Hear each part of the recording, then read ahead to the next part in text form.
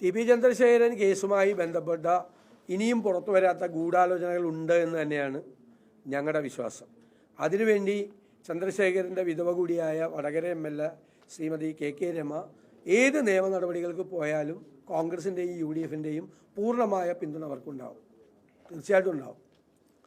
അതുപോലെ ഇന്നലെ നമ്മൾ പറഞ്ഞു രൂക്ഷമായ വിലക്കയറ്റത്തിലേക്ക് പോവുകയാണ്. ഈ രൂക്ഷമായ വിലക്കയറ്റം നിലനിൽക്കുന്ന സാഹചര്യത്തിലാണ് സർക്കാർ വീണ്ടും സപ്ലൈകോയിലെ സാധനങ്ങളുടെ വില 50% വർദ്ധിപ്പിച്ചിരിക്കുകയാണ്. ഏറ്റവും പ്രധാനപ്പെട്ട നിത്യോപയോഗ സാധനങ്ങളുടെ വിലയാണ് വർദ്ധിപ്പിച്ചിരിക്കുന്നത്. സപ്ലൈകോയിലെ നിത്യോപയോഗ സാധനങ്ങളുടെ വില വർദ്ധിച്ചാൽ പൊതുവിപണിയിൽ സ്വാഭാവികവും കൃത്രിമവുമായ വിലക്കയറ്റം ഉണ്ടാവും. അപകടകരമായ രീതിയിലേക്ക് അരി ഉൾപ്പെടെയുള്ള സാധനങ്ങളുടെ വില കയറാനുള്ള സാധ്യതയുടെ വാതിലാണ് സർക്കാർ തുറന്നു കൊടുത്തിട്ടുള്ളത്.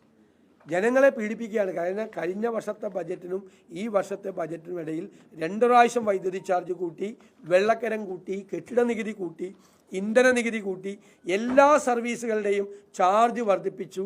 രൂക്ഷമായ വിലക്കയറ്റം, അതിൻ്റെ മീതെ കൂനിന്മേൽ കുരുവെന്നതുപോലെ മാവേലി സ്റ്റോറിലെ സാധനങ്ങളുടെ വില കൂടി വർദ്ധിപ്പിച്ച് സാധാരണക്കാരന് ജീവിക്കാൻ കഴിയാത്ത സാഹചര്യം. ഇപ്പോൾ ഇടുക്കിയിൽ തന്നെ ഞാൻ നിയമസഭയിൽ പറഞ്ഞതാണ്, കേരള ബാങ്കിൻ്റെ ജപ്തി നോട്ടീസുകൾ പ്രവഹിക്കുകയാണ്. ജപ്തി നോട്ടീസുകൾ സർഫാസി ആക്ട് അനുസരിച്ച് എനിക്ക് തോന്നുന്നു ചരിത്രത്തിൽ ഇതുവരെ ഇല്ലാത്ത തരത്തിൽ സംസ്ഥാനത്തുടനീളം, പ്രത്യേകിച്ച് ഇടുക്കി പോലുള്ള സമ്പദ്ഘടന തകർന്ന ജില്ലകളിൽ രൂക്ഷമായ ജപ്തി നോട്ടീസുകൾ പ്രവഹിക്കുകയാണ്. ആളുകളുടെ കിടപ്പാടങ്ങളും കൃഷിയിടങ്ങളും ജപ്തി ചെയ്യപ്പെടുന്ന ഒരു ഭീതിതമായ സാഹചര്യം നമ്മുടെ സംസ്ഥാനത്ത് നിലനിൽക്കുന്നു. സംസ്ഥാന സർക്കാർ ഈ വന്യജീവി പ്രശ്നത്തോട് എന്ന പോലെ തന്നെ കാർഷിക പ്രശ്നങ്ങളോട് എന്ന പോലെ തന്നെ ഈ ഗുരുതരമായ വിലക്കയറ്റത്തിൻ്റെ കാര്യത്തിലും നിസ്സംഗതയാണ്. ഒരു നടപടിയും സർക്കാർ സ്വീകരിക്കുന്നില്ല. അതുപോലെ തന്നെ ഞങ്ങൾ ഇന്നലെ പറഞ്ഞു, നിയമസഭയെ തെറ്റിദ്ധരിപ്പിച്ചു ആരോഗ്യമന്ത്രി, ആശുപത്രിയിൽ മരുന്നുണ്ടെന്ന് പറഞ്ഞു. ഞങ്ങൾ പറഞ്ഞു ആശുപത്രിയിൽ മരുന്നില്ല. കാരണം Kerala state medical services corporation മരുന്ന് വാങ്ങിച്ചതിൻ്റെ കാശ് കമ്പനികൾക്ക് കൊടുത്തിട്ടില്ല. അതുകൊണ്ട് മരുന്ന് സപ്ലൈ ചെയ്യുന്നില്ല. അതിനെ നിഷേധിച്ചു.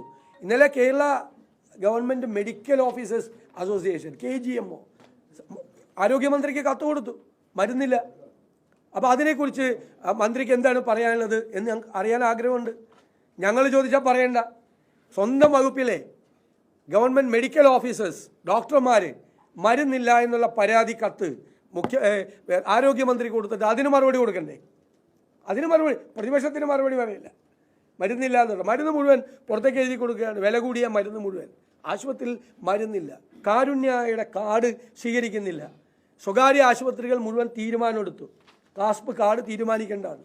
250 കോടി രൂപ വരെ കിട്ടാനുള്ള ആശുപത്രിയുണ്ട്. ചെറുകിട ആശുപത്രികൾക്ക് കോടിക്കണക്കിന് രൂപ കൊടുക്കാനുണ്ട്. 1500 കോടിയോളം രൂപ കാരുണ്യ പദ്ധതിയുടെ കാസ്പിൻ്റെ വിവിധ ആശുപത്രികൾക്ക് സർക്കാർ കൊടുക്കാനുണ്ട്. അപ്പോൾ സാധാരണക്കാരന് കാരുണ്യ പദ്ധതിയുടെ അംഗീകാരം കിട്ടുന്നില്ല, അതിൻ്റെ ആനുകൂല്യം കിട്ടുന്നില്ല, മരുന്ന് പുറത്തുനിന്ന് വാങ്ങിക്കേണ്ടി വന്നു. ഇതെങ്ങനെ മനുഷ്യർ ജീവിക്കും? കേരളത്തിൽ എങ്ങനെ ജീവിക്കും? അതാണ് ഗുരുതരമായ ഒരു സാഹചര്യം സംസ്ഥാനത്ത് നിലനിൽക്കുന്നത്.